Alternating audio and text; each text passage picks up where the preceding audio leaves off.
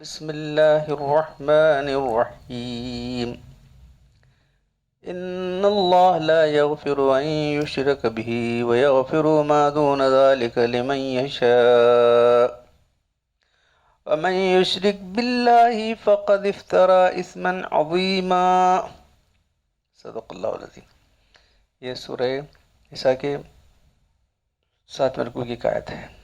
آیت کا ترجمہ یہ ہے: بے شک اللہ تعالیٰ اس گناہ کو نہیں بخشے گا جو شرک، اس کے ماں سوا اس سے جتنے بھی دوسرے گناہ ہیں سب کو چاہے اللہ چاہے بخش دے گا، اور جس نے اللہ کے ساتھ کسی کو شریک ٹھہرایا اس نے بہت بڑا طوفان باندھا۔ 18ویں رکوع میں آیت آتی ہے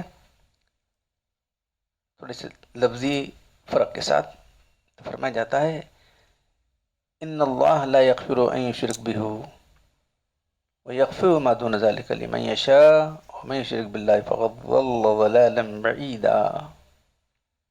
8ویں رکوع کی پہلی آیت ہے۔ بے شک اللہ تعالیٰ اس کو نہیں بخشے گا جو اس کا کسی کو شریک ٹھہرائے، اس کے ماں سے جتنے بھی گناہ ہیں اللہ جس کو چاہے بخش دے۔ جس نے کسی کو اللہ کا شریک ٹھہرایا وہ بہت دور گمراہی میں چلا گیا۔ تو آج جو حدیثیں ہیں وہ توحید کی تعلق سے، توحید کی اہمیت اور توحید پر قائم رہنے والا، شرک سے بچنے والے کے لیے جنت ہے، توحید سے بچ کر چلنے والے کے لیے دوزخ سے چھٹکارا ہے۔ اسی مناسبت سے میں نے یہ دو آیتیں تلاوت کی ہیں، اور تیسری آیت ہے سورہ مائدہ کی۔ وقال المسیح ابن مریم اعبدوا اللہ ربی وربکم انہ من یشرک باللہ فقد حرم علی الجنۃ ومأواه النار وما للظالمین من انصار۔ یہ سورہ مائدہ کے 10 رکوع کی آیت ہے۔ تو حضرت عیسیٰ علیہ السلام نے فرمایا کہ اے بنی اسرائیل، ایک اللہ کی بندگی کرو، وہ میرا بھی تمہارا بھی رب ہے۔ بے شک جس نے اللہ کسی کو شریک ٹھہرایا اللہ نے اس پر جنت کو حرام ٹھہرایا ہے، اس کا ہمیشہ کا ٹھکانہ جہنم ہے، اور ظالم کا کوئی مددگار نہیں ہے۔ تو مختصر طور پر جو نوٹس لکھے ہیں تفسیر میں ذرا سنا دیتا ہوں آپ کو۔ مشرک کبھی نہیں بخشا جاتا، جو سورہ نساء کی آیت ہے 7ویں رکوع کی، جس میں فرمایا کہ بے شک اللہ اس کو نہیں بخشتا، اس کے سوا شرک کے سوا نہیں بخشتا، اس کے سوا جتنے گناہ سب کو بخش دے گا۔ تو جس نے شرک کیا اس نے بہت بڑا طوفان باندھا، یعنی مشرک کبھی نہیں بخشا جاتا بلکہ اس کے ساتھ دائمی ہے۔ البتہ شرک سے ماں سوا شرک سے نیچے جو گناہ ہیں وہ صغیرہ ہیں یا کبیرہ ہوں، دیکھو صغیرہ ہوں یا کبیرہ ہوں بخش دیتا اللہ تعالیٰ، سب قابل مغفرت ہے۔ اللہ تعالیٰ جس مغفرت چاہے اس کو بخش دیں گے، ہاں بخش دیں گے، چاہے تو عذاب دے کر بخشیں گے یا عذاب نہ دے کر، اس گناہ کی سزا دے کر بخشیں گے یا ایسے بخش دیں گے، عذاب دے کر یا بلا عذاب دے کر۔ اس کی طرف اشارہ ہے کہ یہود چونکہ کفر و شرک میں مبتلا تھے اس لیے وہ مغفرت توقع نہ رکھیں۔ سلسلہ بیان کے ذریعہ آیت ہے یہ یہود کے، تو یہاں یہ بات فرمائی جا رہی ہے۔ 18ویں رکوع کی آیت کے اندر جو فرمایا گیا جس نے اللہ سے شریک ٹھہرایا وہ بہت دور گمراہی میں چلا گیا۔ شرک سے نیچے جتنے گناہ ہیں اللہ تعالیٰ چاہے کو بخش دے گا، شرک کو ہرگز نہیں بخشے گا۔ مشرک کے لیے عذاب ہی مقرر ہو چکا، تو چوری کرنا، جھوٹ تہمت لگانا اگرچہ گناہ کبیرہ تھے، مگر یہ بھی احتمال تھا کہ اللہ تعالیٰ اپنی رحمت سے اس چور کو بخش دیتا۔ لیکن جب چور حضور اکرم صلی اللہ علیہ وسلم سے بھاگ گیا، مشرک میں جا ملا، تو وہاں ایک واقعہ ہوا تھا، ایک آدمی نے چوری کی اور بھاگ کر چلا کے مشرکوں سے مل گیا، تو اس کے سلسلے میں بات آ رہی ہے۔ جب چور اللہ کے حکم سے بھاگ گیا اور مشرکوں میں جا ملا تو اس کی مغفرت کا احتمال بھی نہ رہا۔ اس سے معلوم ہوا کہ شرک نہیں اللہ کے سوا کسی کی پرستش کرے، بلکہ اللہ کے حکم کے الٹ کسی دوسرے کے حکم کو پسند کرنا ہی بھی شرک۔ فقط ضل ضلالا بعیدا، بہت دور گمراہی میں چلا گیا، دور گمراہی میں جا پڑا، اس لیے کہ وہ شخص تو اللہ سے سری منحرف ہو گیا تھا، اللہ کے مقابلے میں دوسرا معبود بنانا شیطان کا پورا موتی ہو چکا، اللہ تعالیٰ کی اطاعت اور اس کی رحمت سے سب سے مستغنی ہو بیٹھا، یہ اتنی دور جا پڑا، تو اللہ کی رحمت اور اس کی محبت کا مستحق کیسے ہو سکتا ہے؟ بلکہ ایسے شخص کے لیے تو مغفرت تو خلاف حکمت ہونی چاہیے، ایسے شخص کی مغفرت تو خلاف حکمت ہونی چاہیے۔ یہی وجہ ہے کہ ایسے لوگوں کو مغفرت سے صاف مایوس فرما دیا گیا اور مسلمان کتنا ہی گناہ گار ہو، چونکہ اس کی خرابی صرف اعمال تک ہے، اس کا عقیدہ اس کا تعلق نہیں ہے، اس لیے اس کی مغفرت ضرور ہوگی، جلد یا بدیر۔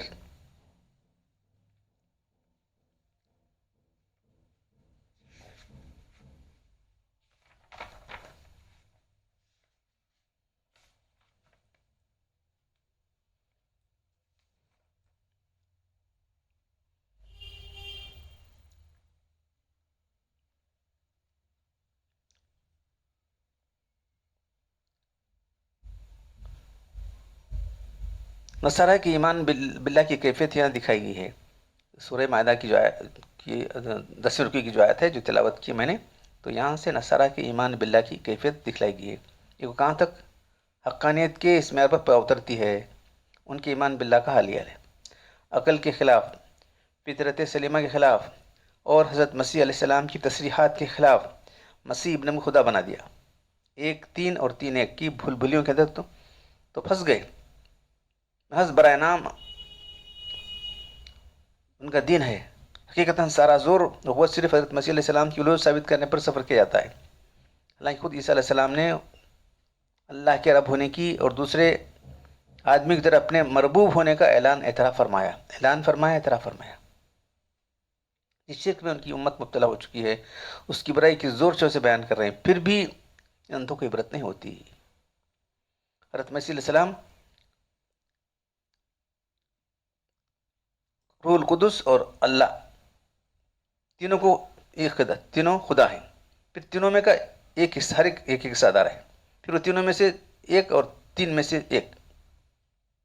عیسیٰ علیہ السلام کا عیسائیوں کا عقیدہ یہ ہے جو عقل کے بالکل خلاف ہے۔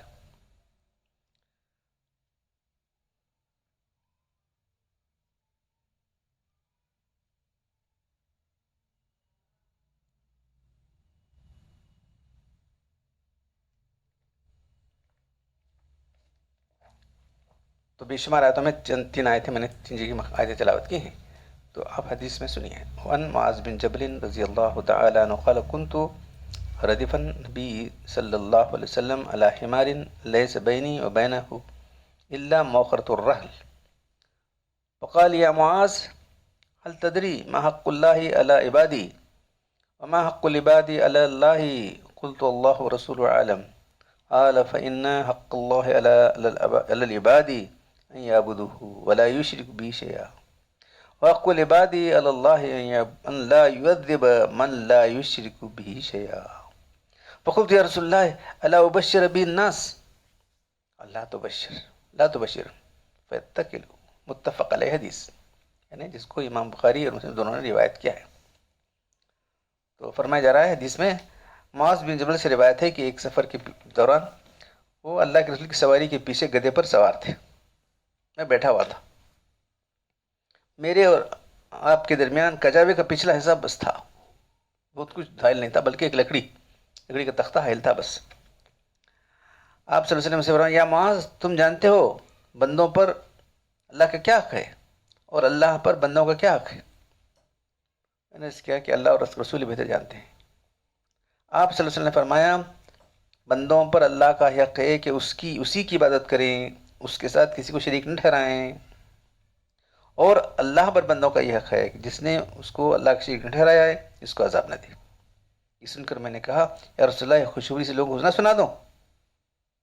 تو آپ نے فرمایا مت سناؤ، کیونکہ وہ اسی پر بھروسہ کر کے بیٹھ جائیں گے اور عمل کرنا چھوڑ دیں گے۔ حضرت معاذ نبی صلی اللہ علیہ وسلم کے بہت ہی چہیتے صحابی، عقبہ ثالثہ میں 70 نفوس کے ساتھ جو ہے بیعت میں شریک ہوئے تھے، جو مدینے سے لوگ بیعت ہونے آئے تھے نا، عقبہ بیعت عقبہ کے 2 ہوئے، اس میں تیسرے بار آئے تھے، 70 لوگوں کے ساتھ آئے تھے، تمام غزوات میں شریک شانہ رہے۔ اللہ کے نے ان کے بارے میں فرمایا اے معاذ میں تجھ سے محبت کرتا ہوں، یا معاذ انی لہو ابو کا یا معاذ ولا تترک۔ تو ہر نماز کے بعد تو یہ کرنا چاہو اللہم انی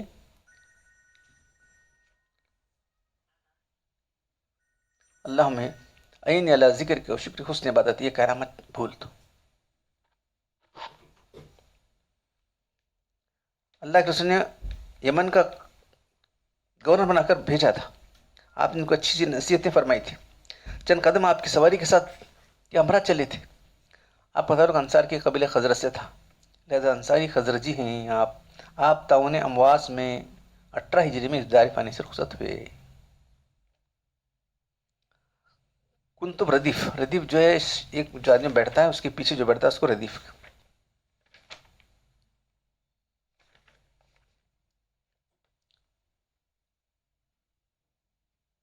خاص طور پر جو ہے گھوڑے اور گدے کے لیے استعمال ہوتا ہے. اونٹ پر بیچنے والے کے لیے زمیل استعمال ہوتا ہے. اللہ ہمارن، حضور اکرم صلی اللہ علیہ وسلم بطور تواضع انکساری کبھی گدے پی سواری بھی کیا کرتے تھے. جس گدے کی پر آپ بیٹھے ہوں اس کو جو ہے اس کی کیا کرنا چاہیے، اس کے نصیب جاگ اٹھے اس گدے پر.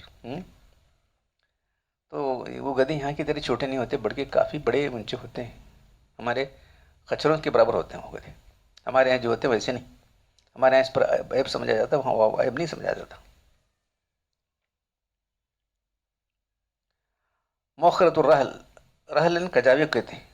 وہ لکڑی جو ہوتی ہے جو بیچ میں ہوتی ہے دونوں کے درمیان، بس اتنا ہی حائل تھا، یعنی بہت بڑا فاصلہ نہیں، بالکل بس لکڑی بس بیٹھے اتنے لگ کر بیٹھے ہوئے.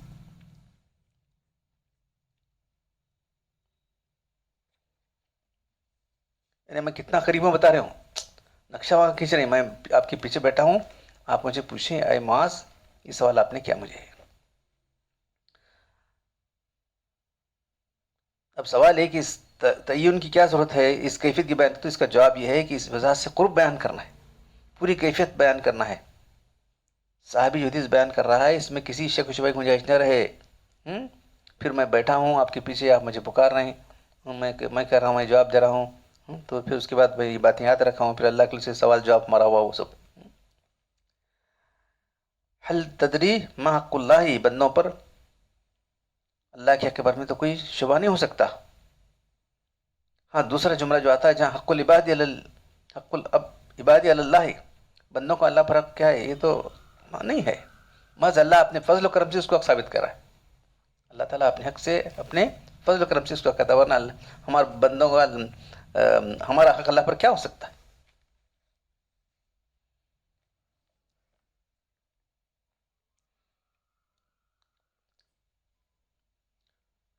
بس اتنا سمجھنا چاہیے کہ حق باطل کے مقابلے میں آتا ہے، حق ثابت اور واجب کے معنی بھی آتا ہے، لازم کے معنی بھی آتا ہے، لائق اور جدیر کے معنی میں بھی آتا ہے.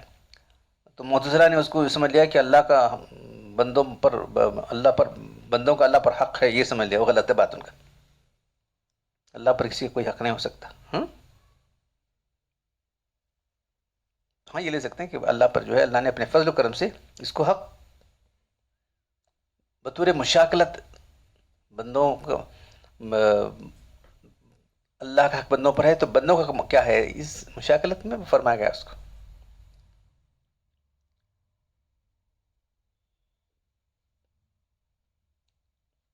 شیخ محی الدین کی یہ رائے ہے. یہ اللہ تعالیٰ نے رحمتاً و شفقتاً احسان اپنے اوپر خود لے لیا ہے، گویا خود ایک عہد اپنے اوپر لیا ہے. تو پہلے جملے میں حق کے وجوبی لزومی تھا، دوسرے جملے میں حق کے تفضلی احسانی ہے. ان یعبدوہا، کہ اللہ کے بندے کو کریں اور اس کے ساتھ کسی کو شریک نہ ٹھہرائیں. اس میں عبادت اور توحید کو دونوں ذکر آ گئے. اللہ تعالیٰ کی حق کے مکمل عبادت اور کامل خالص توحید پر ہو ہی نہیں سکتا. اللہ یشرکو بھی فی الافعال والاعمال والاقوال والاحکام، اللہ اعمال میں اقوال میں احکام میں شریک نہ کریں.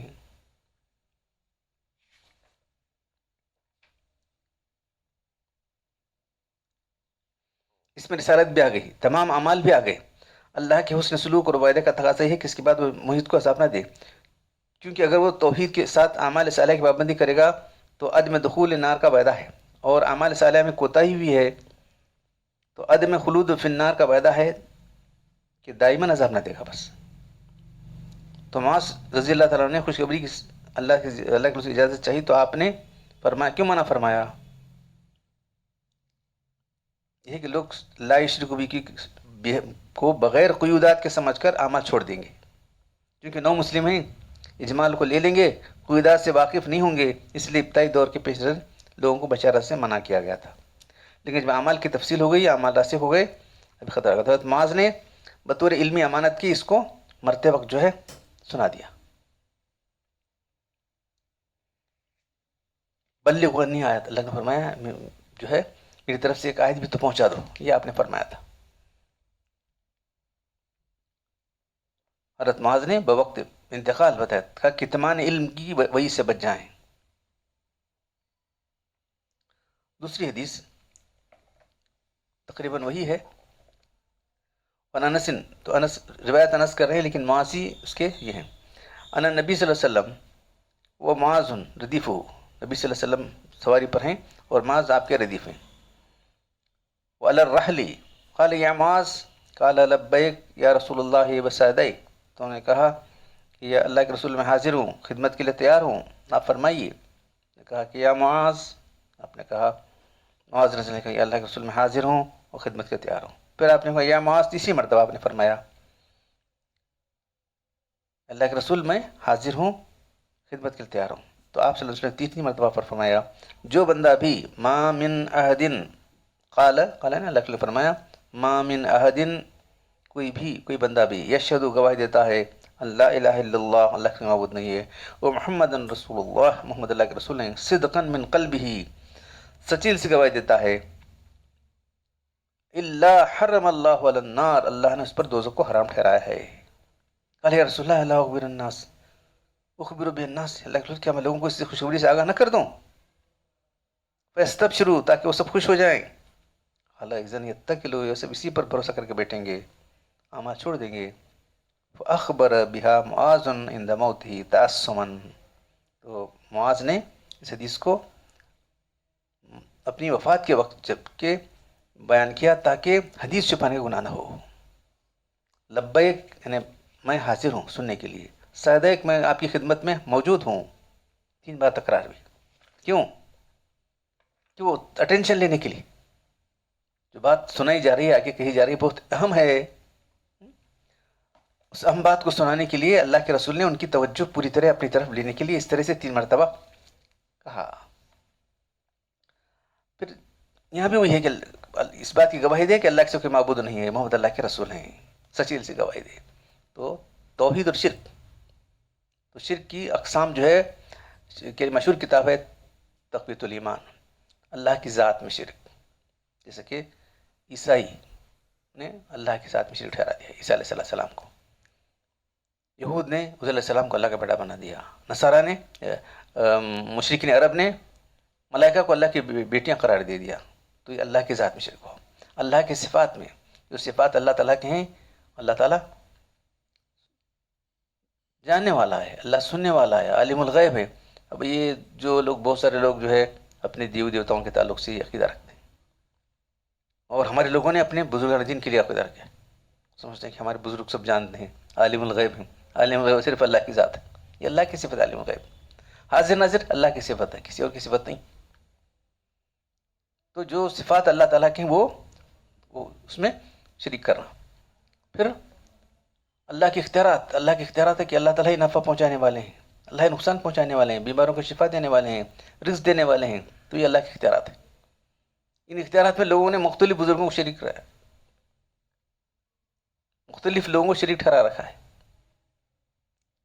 اللہ کے حقوق، اللہ کا حق ہے کہ ہم اس کی بندگی کریں، وہی چل حق کی بات، ہم سجدہ کریں تو اللہ کے لیے کریں، رکوع کریں تو اللہ کے لیے کریں، دعا کریں تو اللہ کریں، نذر و نیاز کریں تو اللہ کے لیے کریں۔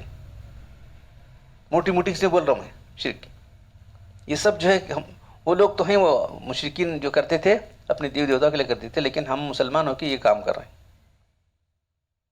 تو اللہ کے رسول 3 مرتبہ ان کی توجہ لے کر، اٹینشن لے کے سنا رہے ہیں کہ دیکھو جو بندہ بھی اس بات کی گواہی دیتا ہے کہ اللہ کے سوا کوئی معبود نہیں ہے اور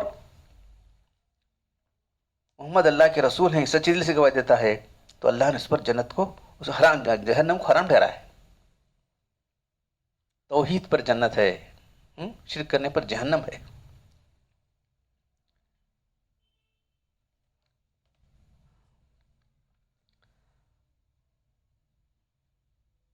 سوال ہے کہ اس قید کو کیوں بڑھا دے گا؟ صدقن من قلبی، جواب ہے کہ تاکہ منافق لوگ اس حدیث سے خارج ہو جائیں۔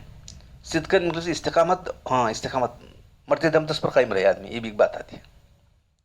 سوال یہ آتا ہے کہ عام سوال، ایک شخص مثلا شہادت کا اقرار کر گناہ بھی کرتا ہے تو کیا بھی اس پر جہنم حرام ہوگی؟ حالانکہ دوسری روایت میں ہے کہ اسات مومن کا جہنم میں جانا اور شفاعت یا سزا بھگت کے بعد واپس آنا ثابت ہے. بظاہر دو قسم کی روایت میں تعارض ہے. نیز مذکور حدیث کے پیش نظر تو اعمال کی حصت ختم ہو جاتی ہے، حالانکہ اعمال کا بھی مقام ہے. الغرض جن روایت میں صرف کلمہ توحید پر دخول جنت کی ضمانت دی گئی ہے اور حرمت جہنم کا فیصلہ سنا گیا ہے، وہ روایت اعمال صالحہ کو ضروری قرار دینے والی روایت سے متصادم ہوں گی. ایسا نہیں، متصادم نہیں ہیں، ہم کو سمجھنا ہے. اس اعتراضات کے جوابات شارح نے کتابیں دیے. کسی شخص نے گناہ کا ارتکاب بھی نہیں کیا یا گناہ کیا مگر سلسلے توبہ کر لی تو یہ شخص اول جنت میں چلا جائے گا، جہنم میں نہیں جائے گا. حرم اللہ علیہ النار، اس پر صادق ہے. لیکن اگر کسی شخص نے گناہ کیا تو بھی توبہ بھی نہ کی، گناہ زیادہ بھی ہیں، گناہ اور کوئی گناہ معاف بھی نہ ہوا، تو امتحان آخر میں جو ہے پہلے جو ہے اس کے گناہ کی وجہ سے جہنم میں جائے گا. گواہی تو دے رہا ہے، شہادتین کی گواہی دے رہا ہے، لیکن اس کے گناہ اتنے زیادہ ہیں کہ اس نے توبہ نہیں کی. ایک بات. دوسرا یہ کہ جو ہے اس کو تھوڑی سی سزا دینا پڑے گی. اب بندوں کے تعلق سے گناہ ہے اس کے، اللہ کے گناہ تو اللہ تعالیٰ معاف کر دے گی. بندوں کے گناہ، بندوں کے ہم نے حقوق مار رکھے ہیں، کیا کریں گے؟ بندے کو معاف کرنا، تو اگر بندہ معاف نہیں کرے گا اس کی سزا کے لیے رکنا پڑے گا. اس امتحان دوزخ اس پر حرام ہے، یعنی حرم اللہ عنہ کے حق میں، اس کے حق میں سزا بھگتنے کے بعد وہ دائمی جہنم میں نہیں رہے گا. بس جو شرک سے بچ کر توحید پر قائم ہے، اس پر اس کا انتقال ہوا ہے، تو وہ دائمی جہنم میں نہیں رہے گا. یہ سمجھ لینے کی بات ہے. یہ مطلب یہ ہے کہ کلمہ شہادت سے اپنے کلمہ شہادت کا مطلب جو ہے جو ہے میں گواہی دیتا ہوں، ما من احد یشہد ان لا الہ الا اللہ، جو گواہی دیتا ہے اللہ کے سوا معبود نہیں ہے، محمد اللہ کے رسول ہیں. اس سے پورے دین کو قبول کرنا ہے، پورے دین پر چلنا ہے. یہ بھی مفہوم لیا گیا نا، پورے دین کو عمل کرنا ہے. تو تمام تقاضے حقوق کے ساتھ جو ہے امتثال امر کیا، اجتناب نواہی کیا، اس کے لیے حرم اللہ النار، اللہ نے جہنم کو ناچ کیا. تو بالکل بات صحیح بات ہو جاتی.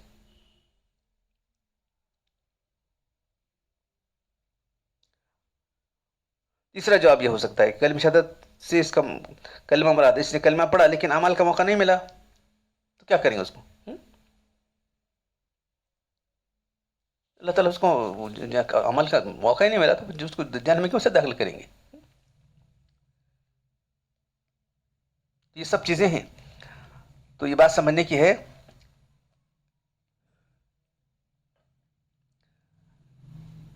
بے نہیں اس طرح کلمہ شہادت، اس کی انفرادی خاصیت تو بالکل وہی ہے جو مذکور حدیث میں آئی ہے. دوزخ کی آگ سے اس کے پڑھنے والے پر قیامت میں فیصلہ معجون مرکب ہوتا ہے، یعنی سب اعمال، اللہ کے حقوق، بندوں کے حقوق، عقائد، تینوں کا جو معجون مرکب ہے اس کی وجہ سے ہونے والا ہے. عقیدہ صحیح ہے، چلو جنت کا جہنم سے بچ گیا. اگر اعمال ہیں، اللہ کے حقوق کتنے کیا ہے، بندوں کے کتنے کیا ہے، تو کیا کریں گے اس کو؟ کچھ لوگوں نے سمجھ لیا کہ چلو ہم توحید پر قائم ہیں، جو چاہے کر سکتے ہیں. ارے ویسے جو چاہے کر سکتے ہیں وہ نہیں ہو، غلط ہے، اسے سمجھنا ہی غلط ہے. جو چاہے کرنے کا حکم نہیں. لہذا دوسری اشیاء معاصی گناہوں سے مل کر کلمہ شہادت کی خاصیت مغلوب ہو جاتی ہے، اس کا اثر ختم ہو جاتا ہے. تو انفرادی اور ذاتی اثر وہی ہے جو اس میں بتایا گیا. حدیث کا اثر تو وہی ہے. حدیث کو پورے دین کا خلاصہ سمجھ کے پورے دین پر عمل کریں گے تو جو ہے یقیناً جو ہے بغیر جہنم میں گئے آئے گا. صرف کلمہ پڑھا، عقیدہ درست کر لیا ہے، اعمال درست نہیں کیا ہے کلمہ پڑھنے کے بعد، تو یا اللہ توبہ کیا ہے، چلو اللہ تعالیٰ معاف کر دے گی. توبہ نہیں کیا ہے، تھوڑی سزا ہو سکتی ہے، شفاعت ہو سکتی ہے اللہ کے رسول کی. لہٰذا آگ سے بچنے کے لیے اعمال صالحہ کی ضرورت اب بھی برقرار ہے. جو شخص گناہ گار ہے وہ آگ میں گرفتار ہے. دیکھیے سزا بھگتنے یا شفاعت کے بعد وہ سے رہا ہو سکتا ہے. کتاب الایمان اس کی حدیثوں کے یہی جوابات ہیں. اچھے سے اگر سمجھ لیں گے تو کبھی کنفیوژن نہیں ہوگا. تو ابھی اس موضوع کی مضمون کی بہت ساری حدیثیں ہیں، انشاءاللہ تعالیٰ آپ کے سامنے آئیں گی. تو اصل چیز کیا ہے دین کا؟ پورا basic fundamental of religion is توحید. ایسی توحید جس میں شرک کی ملاوٹ نہیں ہے، ایسی توحید جس میں شرک کی ملاوٹ نہیں ہے. شرک کی ملاوٹ آ گئی کہ پورا دین ہی چلا گیا. یہ چیز سمجھنا ہے ہم لوگوں کو. تو شرک جو ہے ایسا گناہ ہے، ناقابل معافی گناہ ہے. سب تمام گناہ قابل معافی ہیں. کب تک؟ دنیا کی زندگی کے اندر کے سارے گناہ قابل معافی ہیں، لیکن آخرت کے اندر جو ہے جو ناقابل معافی گناہ ہیں وہ اس میں کفر، شرک اور نفاق، یہ 3 ناقابل معافی گناہ ہیں آخرت کی زندگی کے اندر. موسیٰ علیہ السلام نے اپنی قوم کو سمجھایا، دیکھو تمہاری مثال تو بچڑا بنا لیا. موسیٰ علیہ السلام تو اللہ کے پاس سے گئے ہیں، کوئی تو گئے، انہوں نے بچڑا بنا لیا. تمہاری مثال تو ایسی ہوا ہے کہ وہ عورت جس کو پہلی رات تھی، جس سے شادی ہوئی پہلی رات تھی، جو ہے اپنے شوہر چھوڑ دوسروں سے دل لگاتی. تو کیا مثال دے رہے ہیں کہ ایک شوہر جو باغیرت ہے، بے غیرت آدمی کا نہیں ذکر کر رہا ہوں، شوہر جو ہے بیوی کی ساری ناز برداریاں اٹھائے گا، کیا اس کی دوسرے سے دل لگائے گی تو پسند کرے گا؟ کیا بتائے؟ اس کی بیوی دوسرے سے دل لگائے گی، دل پسند کرے گا؟ بتائیے. ہرگز پسند نہیں کرے گا، ہرگز اس کو قبول نہیں کرے گا، اس عورت کو لات مار کے کر دے گا اس کو. تو یہ معاملہ اللہ تعالیٰ کے ساتھ ہے. شرک ایسا گناہ ہے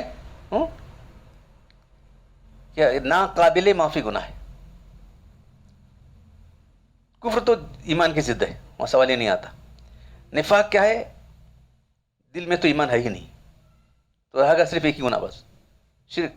تو شرک کو اچھی طرح سمجھنا ضروری ہے.